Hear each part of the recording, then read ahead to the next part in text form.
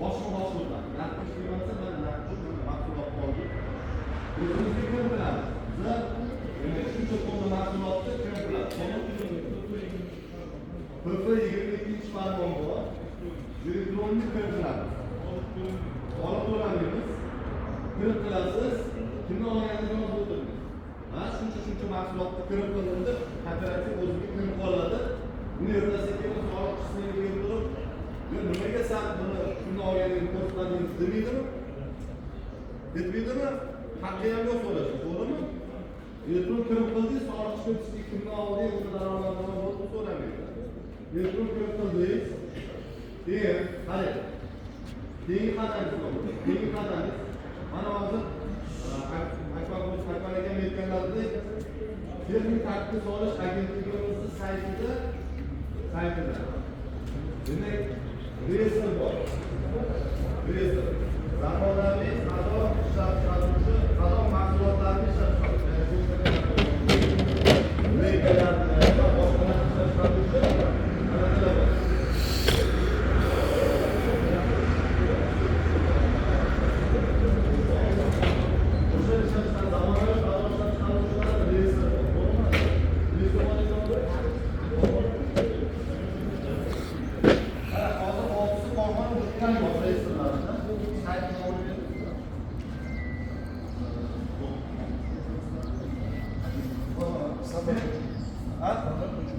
standart.uz saytiga kirasiz.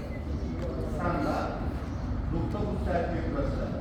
O'sha sayt ichida qado mahsulot, zamonaviy qado mahsulotlar chorida ro'yxati bor. Olmosda mana endi shundan qolganini tekshirib, har kuni qo'shiladi, tezlikda olib Endi hozir kunda respublika 200 ta qado ishlab chiqaruvchilar bor. Bundan hozir kunda endi korxonamiz Qorako'z korxonada zamonaviy qado ishlab chiqarib oladi. Tasini ro'yxati baholasi talabga javob bergandan keyin shakllanib boradi.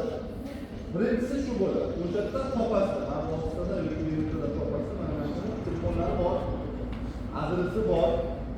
Telefon qilasiz aka. Texnik ko'mak solish standart agentligimizni reyestrga kerak. Man gilos mahsulotni sotmoqchi. Man o'rin mahsulotni sotmoqchi. Man olmani sotmoqchi. Mana zamonaviy qadolar bor. Zamonaviy qado deganda mana bularda standart usul saytiga kirasizda qaraysiz. Zamonaviy qado deganda qo'yilgan talablar bor. O'sha kursida har bir gilos bo'lgan. Gilos deyiladi. Gilosda misol uchun mana gilos bo'lgan. Gilos deganda demek qado turi bu. Qog'oz karton pleykasi bo'ladi, to'g'rimi? Mana shu yoz qo'yilgan. Qado. Buni demak talablar, fizik talab, ya'ni bizda eng katta qadoni bizda zamonaviy qado ishlab chiqaruvchilar bor, lekin ular zamonaviy qado ishlab chiqarmaydi. Ular sifatsiz qoladi. Ekonom qoladi. Shu ekonom standart talablariga javob bermagani uchun bu mahsulotni olib, narkotik qado ishlab chiqaruvchilar, qado yo'lchilarimiz ishlatadi. Nima uchun? Chunki bitta korobka pleyka tepasida 20 ta korobka turadigan bo'lsa 10 kilodan bo'ladi. 200 kilo yuk tushadi eng pastdagi korobka.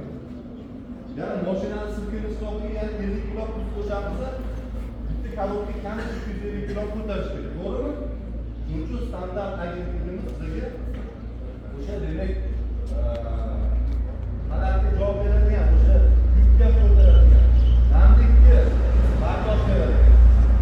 Darajadan boshqa talablarni hisobga olib, standart ta'sir beradi. Kim masalaga javob bersa, ro'yxatga qo'yaman. Hozir 6 tasi o'zim to'g'ri. Yana bitta talabi go'fra kartonda o'sha qado ustida. Eng asosiy talablardan bittasi bor. Birinchisi O'zbekistonda logotipni qo'yish kerak. Mana O'zbekiston yozilgan bayrog'imizni ranglari bo'lishi kerak. To'g'ri. Bu mahsulot deganda O'zbekistonga yozganligi qo'yilsa emas. Bu birinchisi. Ikkinchisi mana shunaqa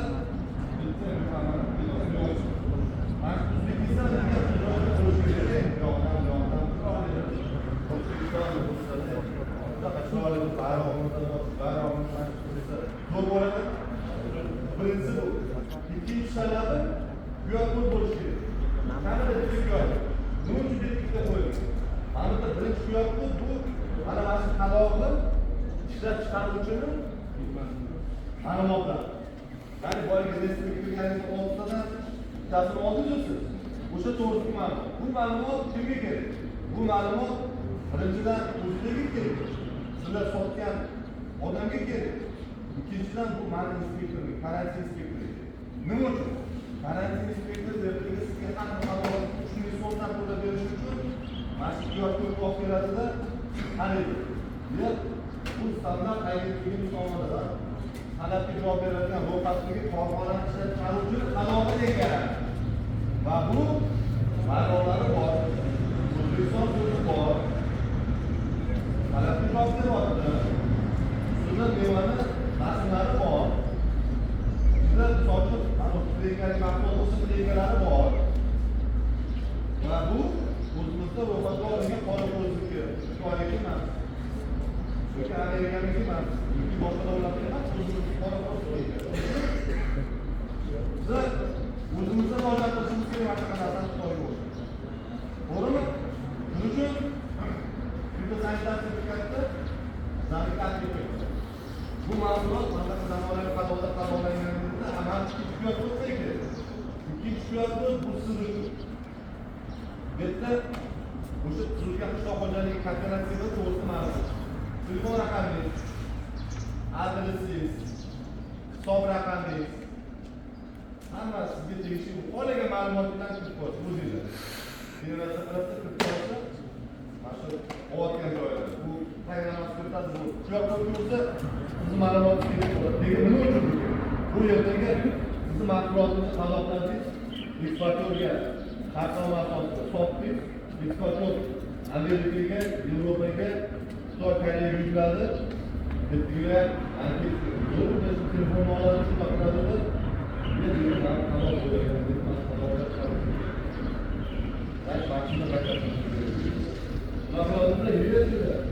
bu Mishmat qishloq xo'jaligi kooperativa ekan. Zo'r mahsulot deyapman. Men alkogol mahsulotlarni qidirmayman. Mana shu mahsulot O'zbekistonda mashg'ulotlar onlayn mahsulot. O'zbekistonga aloqaga chiqib, eksportyorlarga chiqib, zakaz berish. Shuning uchun zamonaviy qadoqlarni aloqa. Keyingisi etapimiz sizlar.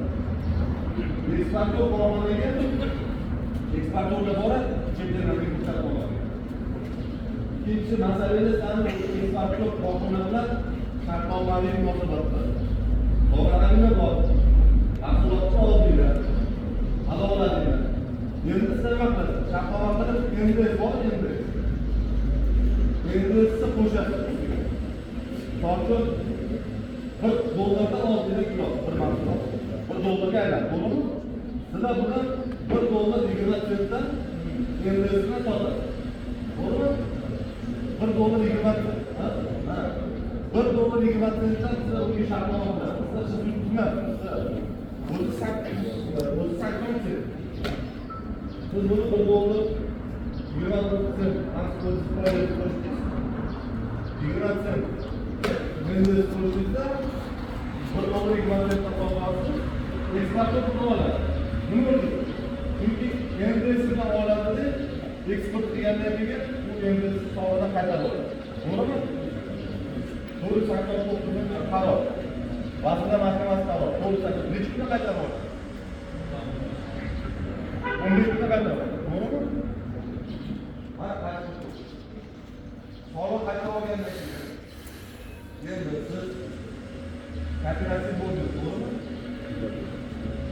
Bunda demak, endi qanday?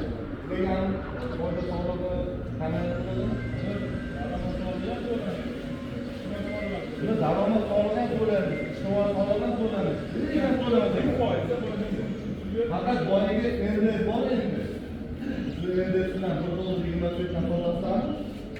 20 sent endi qo'ygan o'sha pulni to'lab qo'yasiz, endi bu Men eksportchi sizga to'lab beryapman. Nafas so'zlayapti.